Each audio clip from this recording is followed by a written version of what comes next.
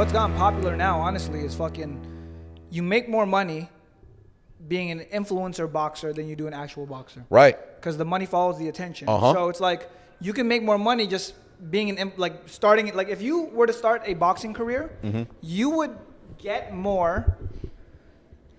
paid more than a real professional boxer if you were to start a boxing career, just because you have a following already. Right. You know? And not only because there's so many different avenues that I could take, because for one, I could be a boxer who, for one, I have an audience. Secondly, I already make content around it. So let's just say if I get knocked out or I knock somebody out, that's still a video for me. It's like people want to see what I have to say about that said knockout. Now, if I'm actually winning fights, I can get into a point where people want to see me not only win, but what I'll have to say about the win. Or if I lose, you want to see me lose to see what I have to say about the lose, to see if I become humbled or whatever. And it goes back to way back when we talked about branding, how important that is. So many fighters don't understand that.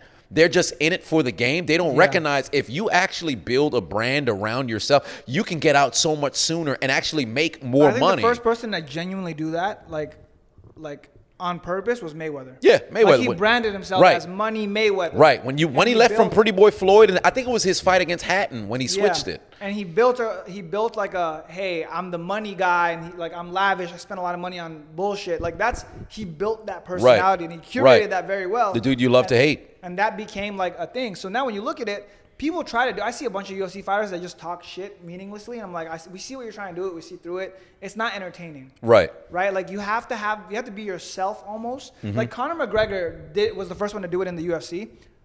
When you watch Conor McGregor shit talk, it's like top tier, like beautiful, fucking amazing shit. Because that's really who he is. And what's wild is he's kind of like a weirdo like that. Right. Like even the content he posts is just like, what are you doing, bro? You're crazy.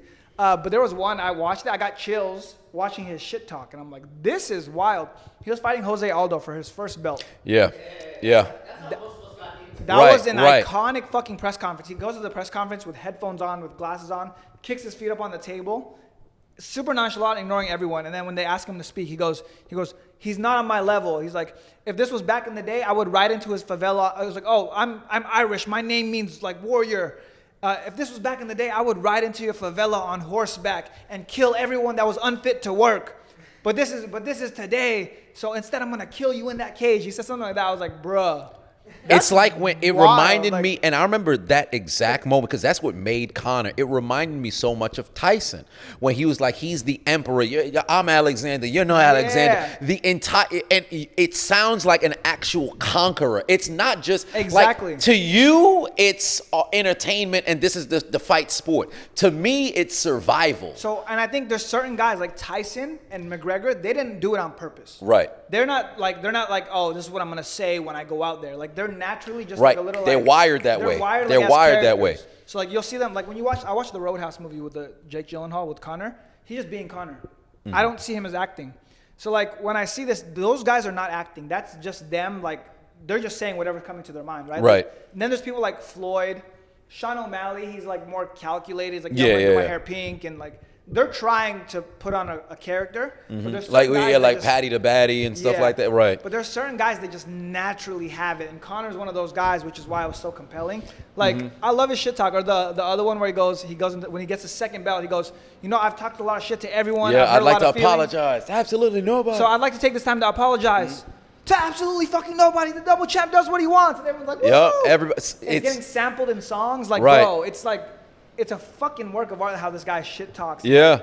And one of the most beautiful press conferences I've ever seen, like it bring a tear. I think people always put in like compilations of music videos when he had a quote when he talked about he's gonna do this so that his mom won't have to do anything. He'll be able to get his his girl and children a house. He'll be able to drive around. He'll get his girl a car for every day of the week and all the other stuff. And then 4 years later, the interviewer comes, or I should say, it was a fan. They had like the open questions to where they could go up there, and he read out Conor's speech to him years later, and you could see Conor getting choked up, but having to stay in character, and that's what success really is, because he accomplished everything he set out. But it was at that same moment I think that died. Well, because Marvin Hagler had said, it's very difficult to get up to run Yeah. at 5 a.m. in silk pajamas. I think- Conor made it. I think You don't need he's that a warrior prime no more. example of like a king, a conqueror that achieves like a great example of what's happening in the United States. You go through a struggle of hard times, you make it through, and the second you make it through, same thing that happened to Deontay Wilder. The second you make it through and you're living lavish, that like, I need to do this for survival goes away. Distractions. And you lose, it's distractions. Distractions. Yeah. Because Conor led into it. Because his downfall, I think he should have never fought Mayweather. Although Mayweather had he not fought Mayweather, I don't think he would have elevated to where he's at now. That was because like a that took him one-of-a-kind so fight. commercial. That was a one-of-a-kind It fight. took him so commercial and everything. But They did a after press tour. right, And they were great he shit-talkers was both ways. killing it on the press tour Yeah. too. Like legit, if you go back and if you didn't watch the fight and you just watched the press tour, media, everything, you'd be like, yo, Conor is freaking destroying me. Because Mayweather didn't need to say too much because he truly was the 1A. Yeah. Conor was arguably at best 1B, but he was really 2 Yeah. to Mayweather's 1. And I remember Mayweather had said, I'm the A side, you're the B side.